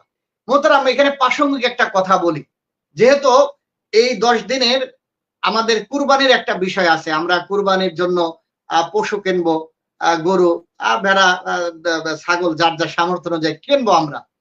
তো আমরা এক্ষেত্রে যে মানে আমাদের যে ত্রুটিটা হয়ে যায় সেটা হলো আমরা কুরবানি হলো ওয়াজিব আর সালাত হলো ফরজ। তো আমরা দল বেঁধে কুরবানির পশু কিনতে যাই। তো কুরবানির পশু কিনতে গিয়ে যাই কাকে খুশি করার জন্য? আল্লাহকে খুশি করার জন্য। আমাদের একটা আমল উজহিয়া, যেটা আমাদের পরে 6 নম্বর আমল, যে একটা জি জি। আমল হলো এই 10 দিনের একটা আমল হলো উজহিয়া, কুরবানি করা। কুরবানির ফজিলত আমরা আলোচনা করব একটু। তো এই ফজিলতের কথা শুনে আমরা কুরবানি কিনতে গেলাম। তো কুরবানিটা ছিল আপনার ওয়াজিব আর নামাজ ছিল ফরজ। কিন্তু এটা হলো বাস্তবতা, যদিও শুনতে আমাদের অনেকের খারাপ লাগবে। বাস্তবতা হলো যে আমাদের 90% মুসলমান কুরবানির পশু কিনতে গিয়ে জোহর, আসর, মাগরিব, এশা আপনার কুরবানি করে দেয়, শেষ করে দেয়, আদায় করে না। আবার গরু কিনতে গিয়া বা পশু কিনতে আপনি আপনি চমৎকার কথা বলছেন। আবার ঈদুল আজহার দিনে ঈদের নামাজ পড়ে, ফজরের নামাজ পড়ে নাই, ঈদের নামাজ পড়ছে, 2 রাকাত ওয়াজিব নামাজ পড়ার পরে কোরবানির পশু জবাই করছে। সেই পশু জবাই করে এই গোস্ত বন্টন করতে করতে জোহরের নামাজ কাজা হয়ে গেছে, এমনও কিন্তু ঘটনা ঘটছে বাংলাদেশে, এটা এরকম ঘটনাও কিন্তু ঘটছে। 90%। মোহতারাম, বললাম যে 90%। আপনি যেটা বলছেন চমৎকার বলছেন, যে 90% মুসলমান যারা কুরবানি দেয়, কুরবানির গোস্ত কাটার ব্যস্ততায় জোহরের নামাজ আদায় করে না, গোস্ত বিলি করার জন্য আসরের নামাজ আদায় করে না। অথচ কুরবানিটা ছিল ওয়াজিব আর এই নামাজটা কিন্তু ছিল ফরজ। এরকম জি হাজারো ওয়াজিব একত্রিত করলে একটা ফরজের সমান কিন্তু হবে না। আমি আপনার মাধ্যমে আমাদের শ্রোতা, আমাদের দর্শক বৃন্দ যারা আছেন তাদেরকে একটু সতর্ক, আর কি সতর্ক বলতে একটু দিক নির্দেশনা দেওয়া, এটা যাতে আমরা সবাই আমল করতে পারি। যাতে জি আমাদের, অবশ্যই। যেহেতু আমাদের মুসলমানের দেশ, আমরা যে হাটে যাই, হাটেই কিন্তু মসজিদ থাকে। আমরা শুধু একটু প্রত্যেকটা আমাদের ইচ্ছা, হাটেই মসজিদ আছে। সদিচ্ছা, আমাদের হাটগুলোতে প্রত্যেকটা মসজিদ হাটেই থাকে, প্রত্যেকটা হাটেই মসজিদ আছে ইনশাআল্লাহ। মসজিদ আছে। তাহলে সেখানে একটু অজুটা করে কয় মিনিট, 10 মিনিট আমি নামাজটা আদায় করে নিলেই কিন্তু হয়ে গেল। তো এই জন্য এটা গুরুত্বপূর্ণ একটা ইবাদত এই 10 দিনে, দোয়া করা। আর আরেকটা বিষয়, আল আমরু বিল মারুফ ওয়ান নাহি আনিল মুনকার। এই 10 দিনের ব্যাপারে এই যে ফাজাইলের বর্ণনা যেটা এসেছে, যে এই 10 দিনে মানুষের ভালো কাজের আদেশ করো, মানুষকে খারাপ কাজ থেকে বিরত রাখো। যদি সামর্থ্য থাকে কারো, ভালো কাজের অর্ডার করা। আর আমরা জানি সূরা লুকমানের ভিতরে হযরত লুকমান তার সন্তানকে বলছেন যে ভালো কাজের অর্ডার করবা, খারাপ কাজ থেকে মানুষকে বিরত রাখবা। তবে মনে রাখবা যে ইন্না যালিকা লামিন আজমিল উমুর, এই খারাপ কাজ থেকে যখন মানুষকে ফিরাইতে যাইবা, এটা একটা কঠিন আমল। এটা করতে গেলে মানুষ তোমার শত্রু হয়ে যাবে। এজন্য ধৈর্য হারা হওয়া যাবে না, মানুষকে খারাপ কাজ থেকে বিরত রাখার চেষ্টা করতে হবে। তো মুহতারাম, লম্বা না করে 6 নম্বর আমাদের একটা করণীয় এই দিনগুলোতে, সেটা হলো আল উজহিয়া, কুরবানি করা। তো নবী করিম সাল্লাল্লাহু আলাইহি সাল্লাম হাদিসে পাকের ভিতরে এসেছে, হিজরত করার পরে 10টি বছর মদিনায় ছিলেন, 10টি বছরই কুরবানি করেছেন। এমন কি শেষ বিদায় হজের বছরে নবীজি 100 উট কুরবানি করেছেন। 100 উট কুরবানি করেছেন, নিজ হাতে করেছেন 66টি। আর বাকি 34টি হযরত আলী রাদিয়াল্লাহু তাআলা আনহুকে বলেছেন কুরবানি করার জন্য, হযরত আলী রাসূলের পক্ষ থেকে করেছেন। তাহলে বোঝা গেল কুরবানি অত্যন্ত গুরুত্বপূর্ণ একটি আমল। আর কেমন জি গুরুত্বপূর্ণ আমল? আহ এটা বুখারীর বর্ণনার ভিতরে এসেছে, নবী করিম সাল্লাল্লাহু আলাইহি সাল্লাম, জাহান নবী সাল্লাল্লাহু আলাইহি সাল্লাম বিকাফশাইনি আমলাহাইনি আকরাইনি জাবাহা হুয়া বিয়াদি। নবীজি সাল্লাল্লাহু আলাইহি সাল্লাম 2টি ভেড়া কুরবানি করেছেন। আমলাহাইনের ব্যাখ্যায় যেটা লিখেছে সেটা হলো সাদা কালো মিশ্রিত রং, যেটা ছিল সাদা কালো মিশ্রিত রঙের, শিংওয়ালা, মোটা তাজা 2টা ভেড়া কুরবানি করেছেন, নিজে হাতে করেছেন নবীজি সাল্লাল্লাহু আলাইহি সাল্লাম। এরপরে ইবনে মাজাহ, তিরমিজি এবং মুসনাদে আহমদের ভিতরে হযরত যায়েদ ইবনে আরকাম রাদিয়াল্লাহু তাআলা আনহু থেকে সেই প্রসিদ্ধ হাদিস, নবীজি সাল্লাল্লাহু আলাইহি সাল্লাম, সাহাবায়ে কিরাম এই কুরবানির সাথে এরকম একটা পরিচিত ছিলেন না। সাহাবায়ে কিরাম জিজ্ঞাসা করলেন, মাহাদিল আযহারি ইয়া রাসূলুল্লাহ, আল্লাহ রসুল এই যে আজাহি কুরবানি এটা কি বিষয়? রসুল বললেন সুন্নাত আবিকুম ইব্রাহিম আলাইহিস সালাতু ওয়াস সালাম, এটা হলো তোমাদের জাতির পিতা ইব্রাহিম আলাইহিস সালাতু ওয়াস সালামের একটা তরিকা, একটা সুন্নত।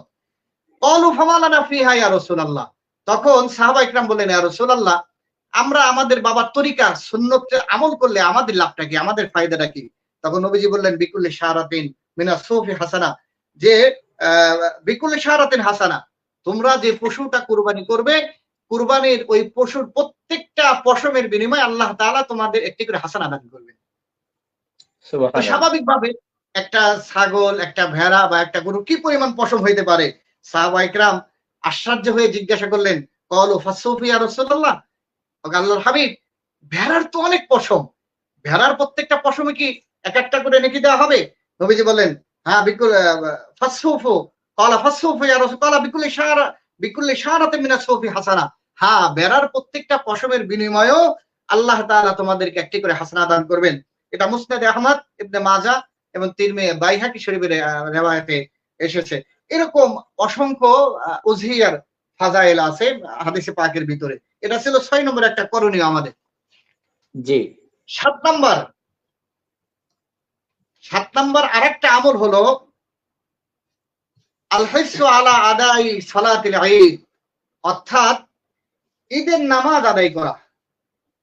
সালাতুল উযহিয়া অর্থাৎ কুরবানির নামাজ বা ঈদুল আজহার নামাজ আমরা যেটাকে বলি, সেই ঈদের নামাজ আদায় করা, এটাও একটা গুরুত্বপূর্ণ আমল। 8 জি নম্বর আরেকটা আমল হলো, 8 নম্বর ওইটার যেহেতু ঈদের নামাজের ব্যাপারে আর কথা বলতে প্রয়োজন বোধ করি না। 8 জি নম্বর আরেকটা আমল হলো, নবীজি সাল্লাল্লাহু আলাইহি সাল্লাম বলেছেন, এটা যারা কুরবানি দেবে মূলত তাদের জন্য এই আমলটা মুস্তাহাব। যে লিমান আরাদা ইজাহিয়া আল্লাহ ইয়াখুযা শাইয়ান মিন শাহরিহি ওয়া আযফারিহি, যারা কুরবানি দেওয়ার নিয়ত করেছে তারা যেন জিলহজ মাসের চাঁদ ওঠার পর থেকে নিয়ে কুরবানি দেওয়ার আগ পর্যন্ত তাদের নখ, তাদের লোম, মোষ, এই পশম ইত্যাদি পশমগুলো যেন তারা না কাটে, কুরবানি দেওয়ার পরে যেন তারা কাটে। এটার ব্যাখ্যা আছে যে এটা কেন, এটা এক ব্যাখ্যায় আমি হাদিসে পাকে দেখলাম যে মুহাদ্দিসিন কেমন ব্যাখ্যা করেছেন, এটা যারা হজে গিয়েছেন, ইহরাম যারা বাঁধে, তারা চুল কাটতে পারে না, নখ কাটতে পারে না, মশা মাছি মারতে পারে না, তাদের অনুকরণার্থে একটা আমল, যে আমি তো হজে যাইতে পারিনি, যারা ইহরাম বেঁধেছে আমি তো তাদের নমুনা একটা আমল করলাম, হয়তো আল্লাহ তাআলা এটাও কবুল করতে পারেন, এটা হয়তো একটা নাজাতের ওসিলা হইতে পারে, এটা একটা মুস্তাহাব আমল। জি এটা ছিল 8 নম্বর একটি আমল। 10 নম্বর একটা আমল হলো, 9 নম্বর 9 নম্বর 9 নম্বর একটা আমল হলো লুবসু সিয়াব আল হাসান ইয়াউমাল ঈদ, যে ভালো পোশাক পরিধান করা। ভালো পোশাক বলতে হযরতে হাসান ইবনে আলী রাদিয়াল্লাহু তাআলা, তার মানে হযরত আলী রাদিয়াল্লাহু তাআলা আনহুমা ছেলে হযরতে হাসান সাইয়্যিদা শাবাবি আহলিল জান্নাহ, হযরত হাসান হোসেন। তো হযরতে হাসান রাদিয়াল্লাহু তাআলা আনহুমা থেকে বর্ণিত, আমারানা রাসূলুল্লাহ সাল্লাল্লাহু আলাইহি ওয়াসাল্লাম ফিল ইদাইন আন নালবাসা আজওয়াদা মা নাজিদু, যে নবীজি সাল্লাল্লাহু আলাইহি ওয়াসাল্লাম বলেছেন যে তোমাদের কাছে যে ভালো পোশাক আছে, মানা আজওয়াদ, যে উত্তম পোশাক আছে, সেই উত্তম পোশাক পরা। তো এখানে উত্তম পোশাক বলতে যে নতুন হওয়া লাগবে এটা জরুরি না। আমার পোশাকের ভিতরে যেটা ভালো আছে, একটু চমৎকার, একটু ভালো, একটু পরিষ্কার, এরকম পোশাক পরার জন্য বলেছেন, এবং খুশবু ব্যবহার করার জন্য নবীজি বলেছেন। এটা মুস্তাদরাকুল হাকিমের ভিতরে এসেছে। তাহলে 9 নম্বর একটা আমল হলো আপনার উত্তম পোশাক পরিধান করা, ভালো পোশাক পরিধান করা। 10 নম্বর একটা আমল হলো যে এই 10 দিনের অন্যতম আরো যে 10 নম্বরের ভিতরে যে আমলগুলো নিয়ে এসেছেন, সেটা হলো আল আমাল সালিহার ভিতরে মিন সাদাকাত, কিছু দান সদকা করা। সম্ভব হলে, যেহেতু এই দিনগুলো গুরুত্ব অনেক বেশি, এই দিনের একটা রোজা 1 বছর, এই রাত্রের একটা রাত্রের ইবাদত 1000 মাসের সমপরিমাণ। অতএব কেউ যদি এই রাত্রে এই 10 রজনীতে সাপোজ 10টা টাকা দান করে, তাহলে 1000 মাস 10টা করে টাকা দান করলে যে সব হয়, তার আমলনামায় কিন্তু ওই পরিমাণ সব জমা হয়ে যাবে। এজন্য 10 নম্বর আরেকটা আমল হলো মিনাস সাদাকাত ওয়া কিরাআতিল কোরআন, আরেকটা আমল হলো কোরআনে কারীমের তেলাওয়াত, ওয়া ইকরামিজ যায়ীফ, আরেকটা আমল হলো দুর্বল যারা, অসহায় যারা, এদেরকে সহযোগিতা করা, ওয়াসিলাতির রাহিম, আত্মীয় স্বজনের যারা আছে তাদের বন্ধন অটুট রাখা, অর্থাৎ কুরবানি করলাম, কুরবানি করার পরে যেটা এখন বর্তমান বাংলাদেশে হয়ে থাকে, আলহামদুলিল্লাহ অনেক এরকম মুসলমান আছে কুরবানি করে তারা পুরাটাই বিলি করে দেয়, সন্ধ্যায় যে কি পাক করবে এটাও থাকে না, এরকম আছে। আবার এরকমও অনেক মুসলমান পাওয়া যাবে যে কুরবানির পরে শুধু ডিপ ফ্রিজ ভর্তি হয়, নিজের আত্মীয়দেরকে দেওয়ার খবর থাকে না, গরিব দুঃখী যারা সিরিয়াল দিয়ে দাঁড়ায় থাকে তাদের খেয়াল থাকে না। এই জন্য 10 নম্বর একটা করণীয় আমল সুন্নার ভিতরে আসছে, ওয়াইকরামি জয়ীফ, দুর্বলদেরকে সম্মান করা। ওয়াইকরামি জয়ীফ, এখানে আপনার মেহমান, দুর্বল, এদেরকে সম্মান করা। ওয়াসিলাতি রাহিম, যারা আত্মীয় স্বজন তাদের বন্ধন অটুট রাখা। ওয়াহিফজিল লিসান, জবানের হেফাজত করা, আমার জবান দ্বারা যাতে কেউ কষ্ট না পায়। অবিরুল ওয়ালিদাইন, মাতা পিতার সাথে ভালো ব্যবহার করা। এই 10 নম্বরে অনেকগুলো আমলের কথা এসেছে মোহতারাম। তো এই ছিল মোটামুটি এই 10 দিনের করণীয় আমল, যেটা কোরআন সুন্নাহ থেকে আমরা পেয়েছি, যে এই আমলগুলো যদি আমরা করতে পারি, বিশেষ করে রোজা রাখা। আর একটা আমল আছে মোহতারাম, যেটা আমরা জিকিরের ভিতরে আমাদের মিস্টেক হয়েছে, সেটা হলো মুসনাদ আহমদের ভিতরে নবীজি সাল্লাল্লাহু আলাইহি সাল্লাম বলেছেন, তোমরা এই দিনগুলোতে বেশি বেশি লা ইলাহা ইল্লাল্লাহ, আল্লাহু আকবার, আলহামদুলিল্লাহ, একদম স্পষ্ট এই কালিমাগুলোর কথা বলেছেন, যে লা ইলাহা ইল্লাল্লাহ, আল্লাহু আকবার, আলহামদুলিল্লাহ, এই কালিমাগুলো তোমরা বেশি বেশি করে পড়বে। তাই মোহতারাম আমরা সংক্ষেপে যে 10টা বিষয় আলোচনা করলাম, তার ভিতরে একটা ছিল জিকির। আরেকটি গুরুত্বপূর্ণ আমল ছিল যে তওবা আর ইস্তেগফারের আমল করা। আরেকটি আমল ছিল হজ করা। আরেকটি আমল ছিল আমাদের নামাজের প্রতি যত্নবান হওয়া।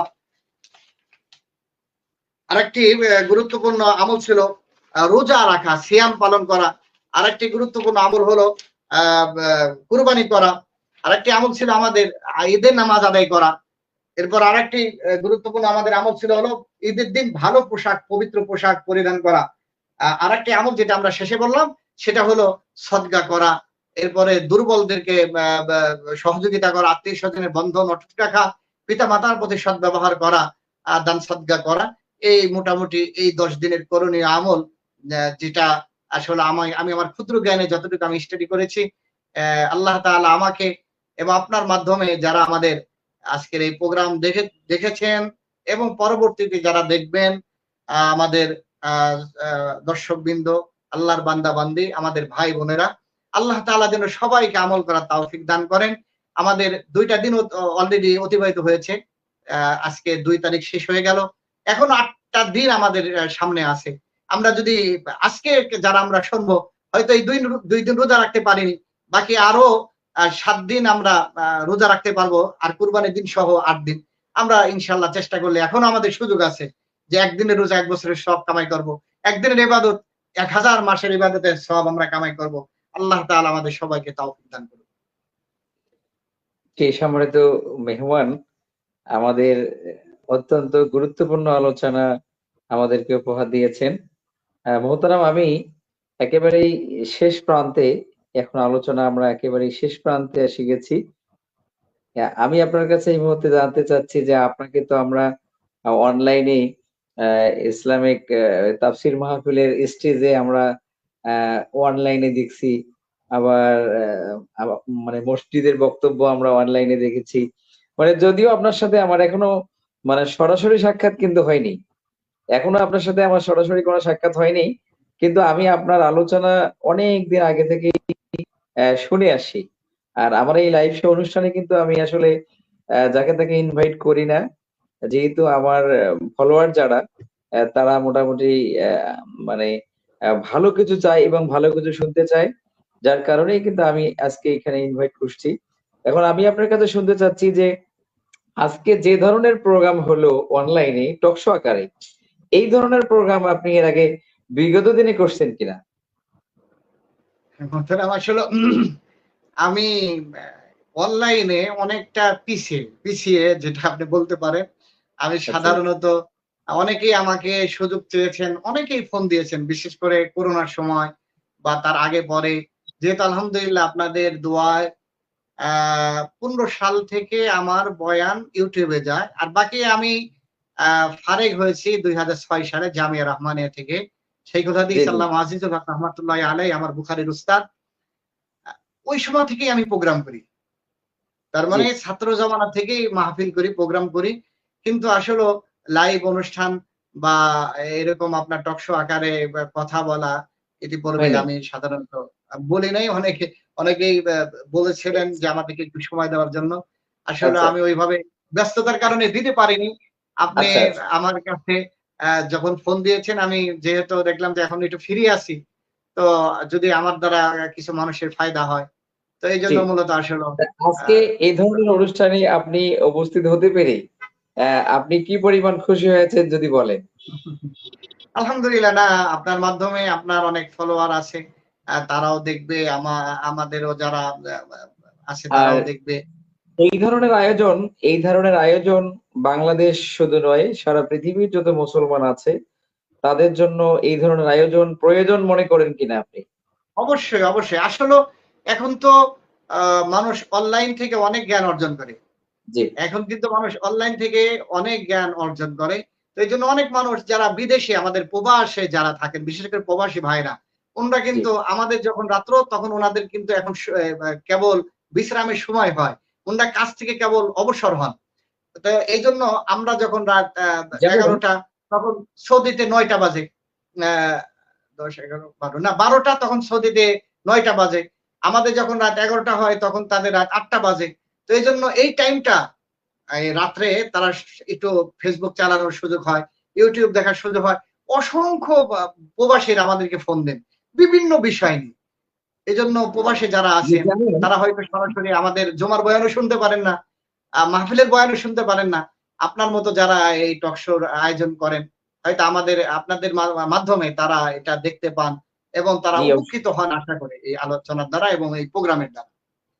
যেমন আমি আমি বাস্তবতার আলোকে বলতে চাই একটা বিষয় সেটা হচ্ছে আমি এই তাফসীর মাহফিলের বক্তা হিসেবে বাংলাদেশে তো কম বেশি সারা দেশেই প্রোগ্রাম করা হয়। সেই সুবাদে ভারতে এবং আমি এই মানে এই বছরেই আমি নেপালেও প্রোগ্রাম করছি। নেপালে আমি মানে গিয়ে দেখছি যে আসলে ওখানে কিন্তু ওই জুমার নামাজের কোনো সিস্টেম নাই এবং সেখানে কোনো মসজিদ নাই। মুসলমান যারা আছে শুধুমাত্র তারা ঘরে, ঘরে নামাজ পড়বে। মানে আমাদের দেশে যেমন অ্যা খুতবার মাধ্যমে ইমাম সাহেবেরা কত সুন্দর বক্তব্য দেয়, মুসল্লিরা শুনতে পারে। ওখানে কিন্তু সেই ধরনের কোনো মানে মসজিদ নাই, ইমাম একদমই সাহেবের না। খুতবার কোনো ব্যবস্থা নাই। তা এই ধরনের আলোচনা আ যদি তারা অনলাইনে পায়, তারা অনেক উপকৃত হবে এটা আমি মনে করি। যার কারণে আমি আপনাকে রিকোয়েস্ট করব যে আমার শ্রোতাদের আহ্বানে আমার যে ফলোয়ার আছে, আপনার যে ফলোয়ার আছে তাদের কমেন্টের মাধ্যমে আমরা যদি আবার আপনাকে প্রশ্ন উত্তর পর্বে অথবা হজের সম্পর্কে বিভিন্ন বিষয়ভিত্তিক আলোচনা করার জন্য আমরা আপনাকে দাওয়াত দিলে অবশ্যই আপনি আমাদের দাওয়াতে সাড়া দিবেন। এটা আমরা কতটুকু আশা করতে পারি আপনার কাছ থেকে? ইনশাআল্লাহ আমি ফ্রি থাকলে অবশ্যই আপনাকে সময় দেব আপনার মাধ্যমে। অ্যা জি, আপনি অনেক চমৎকার একটা আয়োজন করেছেন। এজন্য জি আপনাকে ইনশাআল্লাহ। অসংখ্য ধন্যবাদ। আপনার যারা ফলোয়ার আছেন এবং আমাদের যারা ফলোয়ার আছেন, যারা আমাদেরকে শোনেন, দেখেন, সবাইকে অসংখ্য ধন্যবাদ, মোবারকবাদ। আ পরবর্তীতে কখনো কোনো আয়োজন যদি আপনি করেন আর যদি আমার সুযোগ থাকে ইনশাআল্লাহ আমি অবশ্যই সাড়া দেওয়ার জি, চেষ্টা করব। আসলে। সম্মানিত দর্শক, আপনারা এতক্ষণ থেকে আমাদের সাথে যুক্ত থাকার জন্য আপনাদেরকে আবারও অভিনন্দন এবং শুভেচ্ছা জানাচ্ছি। এবং আমাদের আজকের আলোচক এবং আ আমাদের যিনি অতিথি মুফতি আ আলহাজ মাওলানা মুফতি ফরিদউদ্দীন রহমানী হুজুরকে আমরা আ অত্যন্ত আ মানে বিনয়ের সাথে শ্রদ্ধা জানাচ্ছি এবং আন্তরিকভাবে মোবারকবাদ জানাচ্ছি। তার গুরুত্বপূর্ণ সময় আমাদের সাথে ব্যয় করবার জন্য ইসলামের এই আ মানে দ্বীনি এলেম সকলের মাঝে বিতরণ করার জন্য যে এই সময়টা তিনি ব্যয় করেছেন, আমরা তাকে আল্লাহর কাছে দোয়া করি। আল্লাহ যেন তার দীর্ঘ হায়াত এবং আরো এলেমের বরকত দান করেন। আমিন। সম্মানিত দর্শক, আজকের এই আলোচনাটি আপনারা আমাদের এই পেজে তো পাবেন এবং এই আলোচনাটি YouTube একটা চ্যানেল আছে সাকসেস ইল টিভি। সেই চ্যানেলেও যদি আপনারা চান সেই আলোচনাটা পাবেন। আর আমাদের সাথেই থাকবেন। এরকম আলোচনা মানে প্রতিদিন আমাদের কিন্তু একটা, একটা করে লাইভ হচ্ছেই। কম বেশি একটা করে লাইভ আমরা করতেছি। আমাদের সাথেই থাকবেন। আমাদের এই প্রোগ্রাম গুলোকে সফল করার জন্য আল্লাহর একান্ত সাহায্য কামনা করছি এবং আপনাদের আন্তরিকতা তো লাগবেই। বলে আজকের আলোচনা আমি এখানে শেষ করছি। ওমা তৌফিকি ইল্লা বিল্লাহ। আসসালামু আলাইকুম ওয়া রাহমাতুল্লাহি ওয়া বারাকাতুহু। ওয়ালাইকুম আসসালাম ওয়া রাহমাতুল্লাহ।